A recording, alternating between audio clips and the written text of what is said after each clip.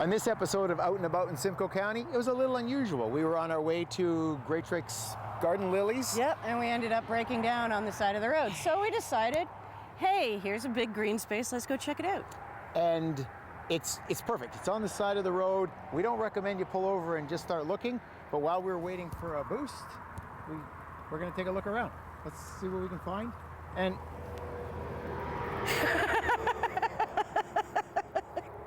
That was right in front of us. Look at that. Hey, Captain Fuzzy, how you doing? I think there's actually a few of these types around, but I see we're standing in milkweed as well along here. So we'll take a look for more caterpillars. This is perfect. And we also saw some plants. Let's go talk about some plants, some invasive species I saw right at the side of the road. Okay. This much larger plant is actually outcompeting the native species like this one here. When you've grown up, you've probably seen these cattails, bulrushes, depends on where you live as to what you call them. These are important. These provide food, shelter, and a base for all wetlands in Canada. This invasive species, this giant, is taking over. You know what this is called, Rachel?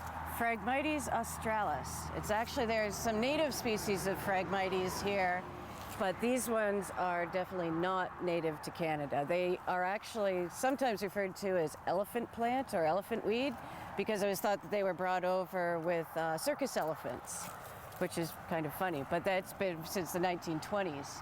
It's been here for a while, but since there's been so much more building up of roads and waterways and things like that, this plant has decided it really likes those kinds of conditions where the soil has been turned up and things have been disturbed, so it can get a good root system going. And they don't really need seeds to reproduce. They actually just use their rhizomes, which is their little kind of tendrils that are attached to their root system. They'll shoot up a brand new plant just wherever. And their roots can actually go 30 meters or more. So one plant, this could actually technically be all one plant from one root system. So just, pulling them up, it won't really do anything. You have to start right from the bottom. And even then, let's see if you can get Chris to stop standing on it. You can't do it because the root system is so freaking strong. So another thing that they used to do is they would just inject some herbicide into the stalk to try to kill it that way. But it turned out to be far too time consuming. I mean, just try injecting all of these stalks, and this is just one small patch on this huge highway where we've seen many patches of this stuff. We've got all sorts of cool animals that call this place home, and they might not be able to do it with too many invasive species. And this is the worst invasive species for plants in the entire country. And it goes all the way down through the northeastern United States as well. If you look at the ground here, you'll actually see that there's all kinds of vegetation and places to hide and things like that. But if we can move a little further in, and move some of this stuff out of the way, we see down at the bottom here, amongst these reeds, there is nothing. There's nothing, nothing to hide under, nothing to eat there. They're taking all of the light and sucking all of the life out of this area. So I'm not sure what the solution is, but we gotta do something soon. This is the rhizome from that plant. This is how it sends out and expands. Look at that, that's one plant right there. Here, why don't you stretch that out that way? Look at that. And that's how it spreads itself. It's pretty amazing. And then here's a new plant that'll pop up and turn into one of these. And then you go around a little bit further and there's another plant that'll pop up. Oh, and there's another one. And well, this looks like it got ran over. Maybe that's the best way to do it, is just run them all over. But this is where they do well, along these clear ditches, roadways. A lot of animals use this as a good transport system. We like it. Why wouldn't the animals? It makes things easier. Yep. Yeah. And if you're a plant that can breed asexually like this, or with seeds, or you can do both, that means you're a really successful plant. Although they're really successful, we really don't want them here. One more is struggling. There. I'll bring him out into the light here so he can enjoy his buddies. And a lot of these plants do well with the water and the wetlands, and that's where these guys came in. They found a place and they're squeezing everybody else out. So check that out online. There are some organizations. We saw some signs up here along the highway on the weekends. There's groups that are specifically organized just to eradicate these invasive species. Let's see what else we can find. There's lots of bugs in here. We finally found ourselves a monarch butterfly caterpillar. Right, this little fella right here. And his little beetle friend. Milkweed beetle.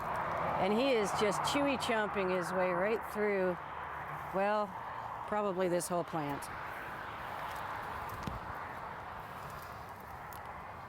He just starts at the tip, works his way down. Actually, I don't know if it's a boy or a girl. He doesn't have any pieces parts yet. Hey, look at him. There's caterpillars everywhere here.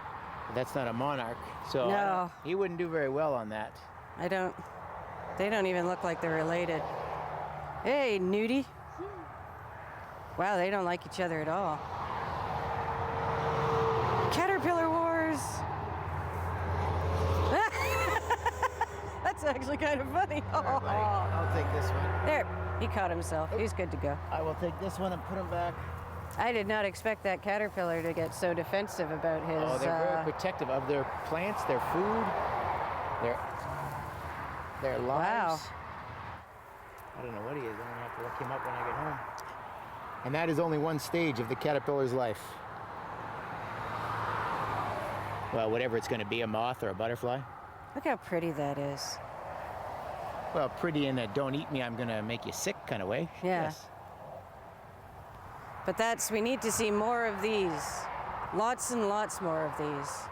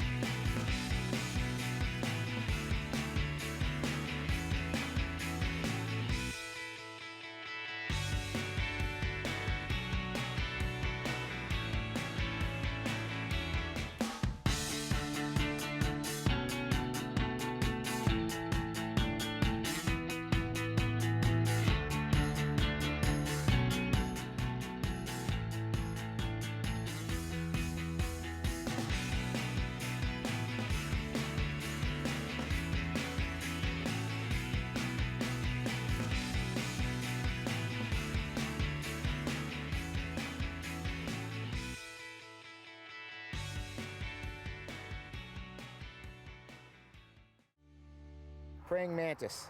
How about that? There is so much life out here. This is awesome. This is quite possibly the best thing that's ever happened to us, is breaking down at the side of the road. Because Chris and I, we can always entertain ourselves if there's grasses or rocks to lift or whatever. And this guy was running across the tops of the leaves, and I just happened to see him running. And normally when they run, they are jagged. They look like a leaf blowing. Yes. And that's their mimic camouflage in there. They look like leaves. These guys, they grow in instars.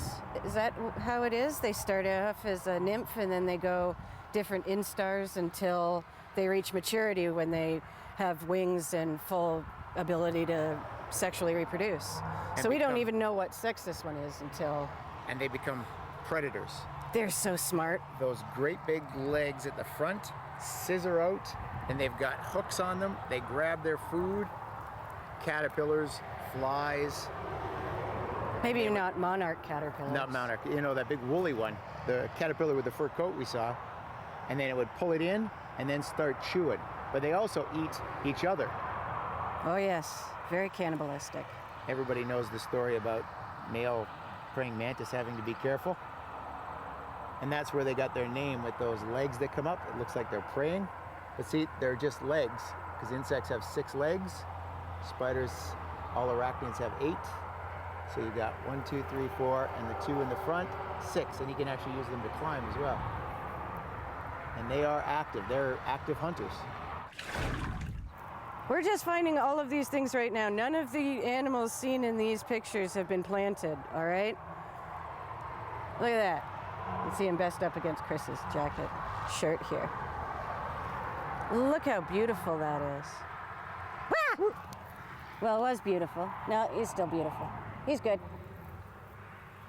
Kamikaze. Oh. And he doesn't have his wings yet. They will be able to fly when they get older. Ah! He really doesn't want to come up here. Come here. Come here. I won't hurt you. I promise. All right. Sometimes if you cover them up for a minute and it's dark, they'll calm down. Ancient secret. There. And they know that's not where they want to be. Yeah. And there he is. Calm and chill. He's looking at you right now. The eyes can actually see in ultraviolet. Really? Well. Yeah. How cool is that? We have such a narrow range in the color spectrum. Not these guys. Here you go. There's a nice plant for you. And there's even an ant on it. Rachel's drive-through buffet. There you go. Yep. Praying Mantis on Queen Anne's Lace by Rachel Patterson.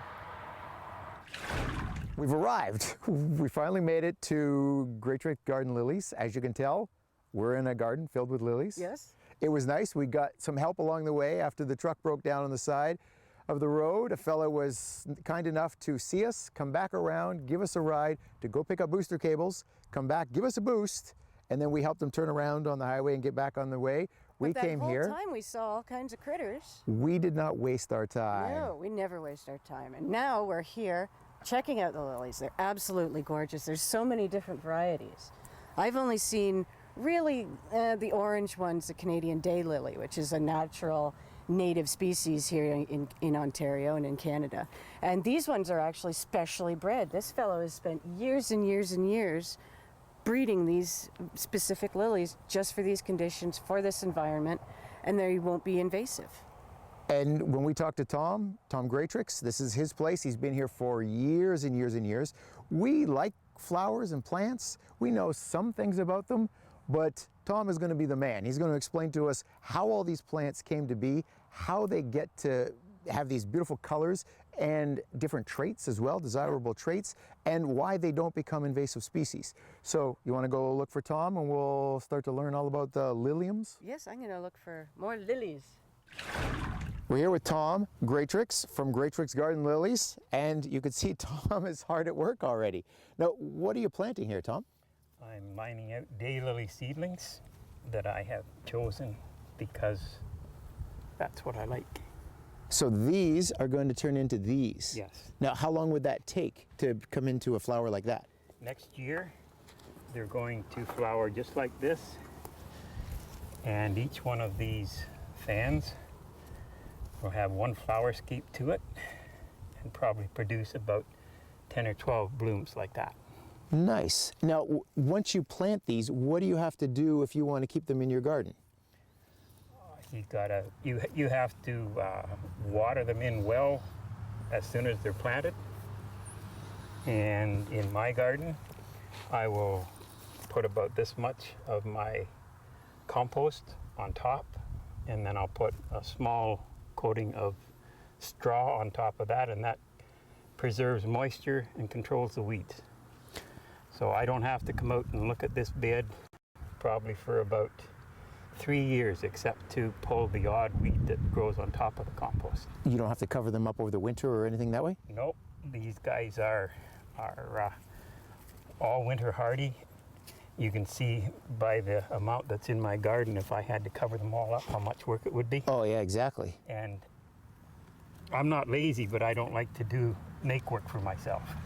Well, and if the plants don't need it, that's even better.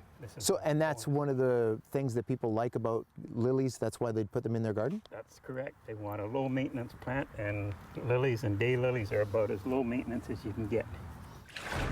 Now, with a garden like this, you have a lot of different plants and whatnot in here. Do you get a lot of chipmunks and things in here, snakes and things like that? Is that something people would have to worry about more at home in their gardens?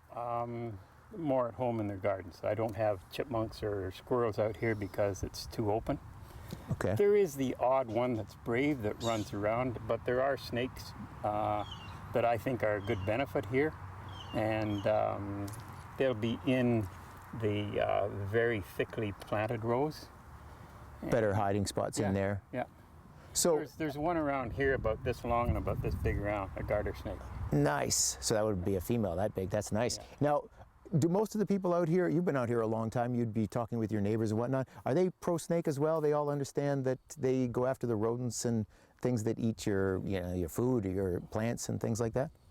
Most of them understand that, but there are a few that aren't pro-snake. They just sort of shiver. And now, most people that I spoke to, they just avoid them rather than They don't harm go out them. looking for them to No. kill them. Okay. Oh, nice. So it's coming around. I know 20 years ago, it used to be a completely different mindset.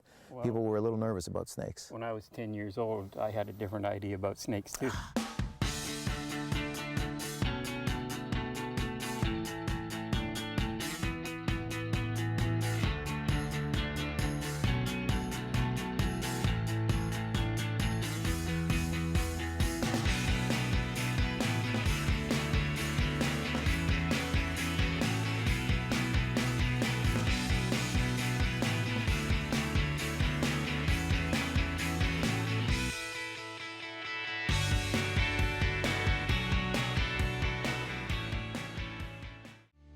You've got lots of different plants here. Do you design your own plants? Yes, yeah. I try to. Try to, because it's not a simple process where you put two plants together like mammals and maybe you get babies. This is a lot more involved. It's more involved, and the outcome is not as predictable. And I'm sort of an amateur hybridizer. I'm not a professional that says if I cross this plant with this plant, I'm going to get this one. I have the approach that if I cross this plant with this plant, what will I get? Oh, so you still have an optimism, like I'm Yes. going to find something new and creative. This is where it all begins. I have this bloom here, which I really like the green throat in it and the ruffledness of it. And it's a late bloomer, so it's blooming from about the whole month of August. And I like this bloom here. I want to try and get a little more green in the throat. And this particular plant here, I don't know whether we have time to count the buds on it, but that's why this is Wow. the pod parent. And it will give me most of the physical form of the plant in the next generation. And the pollen parent will give me a change in bloom, hopefully. So you're doing the pollination because these aren't pollinated by birds or bees or mosquitoes. Yeah, and the pollen is too heavy. Most of the pollen is too heavy to be carried by the wind. So there's very few open pollinated plants. So that would stop bees as well from becoming a terribly invasive species. Yes, Oh, okay. So that's not something we have to worry about. that's Unless you want to go up and down the highways doing this. well, the seeds are not difficult to grow, but they require certain conditions. So even if you took a handful of these seeds and scattered them on the highway, nothing would come of it. Okay. And that's what we do right there.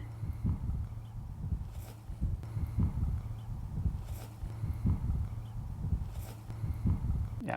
That's part of the lily matchmaking service you provide. I know you were talking to Chris earlier about the differences between daylilies and liliums. Here, maybe we could point out exactly what to look for between the two. This is a lilium, and about there inside here, there is actually a bulb. Okay. Okay, and the leaves grow off of the stem It's very pretty. with a multitude of blooms at the top.